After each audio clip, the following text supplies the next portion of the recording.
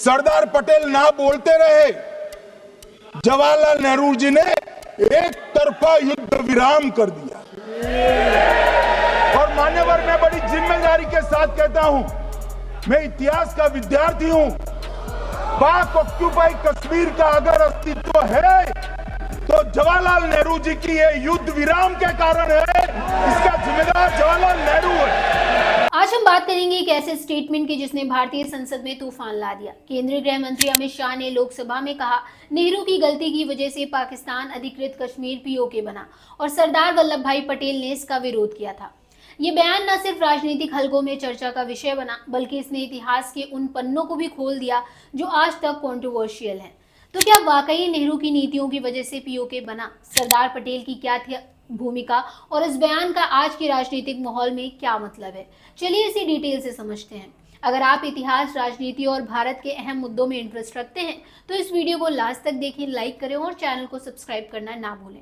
नमस्कार, मैं स्वाति पांडे और आप देख रहे हैं आपकी खबर राजनीति। 6 दिसंबर 2023 को संसद के विंटर सेशन में जम्मू कश्मीर आरक्षण विधेयक और जम्मू कश्मीर पुनर्गठन विधेयक पर चर्चा हो रही थी। इस दौरान गृह मंत्री अमित शाह ने कांग्रेस और तत्कालीन प्रधानमंत्री जवाहरलाल नेहरू पर जमकर निशाना साधा। उन्होंने कहा, पाकिस्तान अधिकृत कश्मीर की समस्या नेहरू की गलतियों की वजह से हुई। जब हमारी सेना जीत रही थी तब नेहरू ने समय से पहले सीज फायर कर दिया। अगर 3 दिन और इंतजार किया होता तो पीओके आज भारत का हिस्सा होता।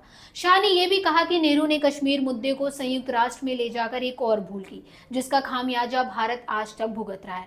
उन्होंने दावा किया कि सरदार वल्लभ भाई पटेल, जो उस समय होम मिनिस्टर थे, उन्होंने इस सीज फायर का विरोध किया था, लेकिन उनकी बातें नहीं मानी गई। इस बयान के बाद सदन में हंगामा मच गया।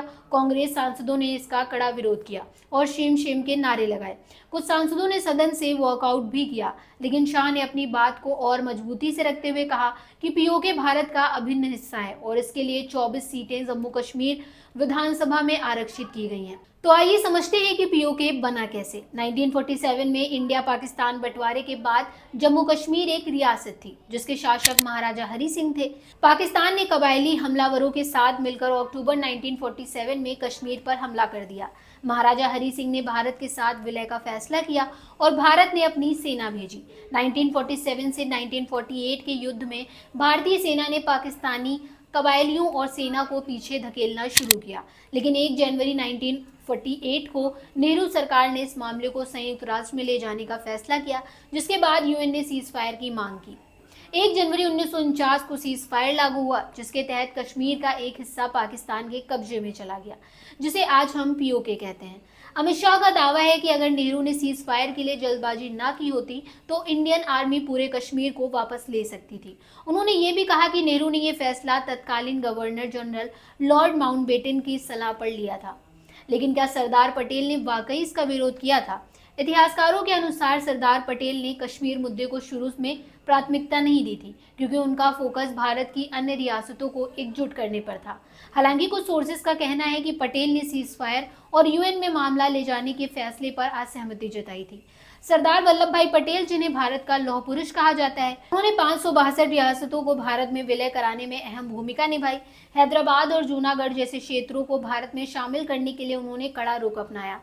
कश्मीर के मामले में कुछ इतिहासकारों का मानना है कि पटेल नेहरू की तुलना में अधिक सख्त नीति अपनाना चाहते थे। कुछ डॉक्यूमेंट्स के अकॉर्डिंग पटेल का मानना था कि कश्मीर का मसला सैन्य कार्रवाई से हल किया जाना चाहिए, न कि कूटनीतिक तरीके से। लेकिन चूंकि कश्मीर का मामला नेहरू के पास था, इसलिए पटेल की राय को प्राथमिकता नहीं दी गई। हालांकि ये भी सच है कि पटेल और नेहरू के बीच कई मुद्दों पर मतभेद भी थे, लेकिन दोनों ने मिलकर भारत के एकीकरण के लिए काम किया। अमित शाह का बयान इस ऐतिहासिक मतभेद को उजागर करता है, लेकिन इसे पूरी तरह से फैक्ट्स मानना मुश्किल है, क्योंकि इस पर अलग अलग इतिहासकारों के अलग अलग दृष्टिकोण हैं। अमित शाह के इस बयान पर कांग्रेस ने तीखे फीडबैक्स दिए। कांग्रेस सांसद मनीष तिवारी ने इसका विरोध करते हुए कहा कि ये इतिहास को तोड़ मरोड़ कर पेश करने की कोशिश है। कांग्रेस का कहना है कि नेहरू ने उस समय के हालात को देखते हुए यूएन में मामला ले जाने का फैसला किया, क्योंकि इंडिया एक नव स्वतंत्र देश था और अंतर्राष्ट्रीय समुदाय का समर्थन जरूरी था। कांग्रेस ने यह भी कहा कि शाह का बयान नेहरू और कांग्रेस की विरासत को बदनाम करने की साजिश है। पार्टी ने दावा किया कि नेहरू ने कश्मीर को भारत का हिस्सा बनाए रखने के लिए कई इंपॉर्टेंट कदम उठाए। इसके अलावा विपक्षी दलों ने शाह के बयानों को राजनीतिक स्टंट करार दिया और कहा कि ये मौजूदा सरकार की नाकामियों से ध्यान हटाने की कोशिश है। अमित शाह का ये बयान सिर्फ इतिहास की बहस तक सीमित नहीं है, ये वर्तमान सरकार की कश्मीर नीति को भी रेखांकित करता है।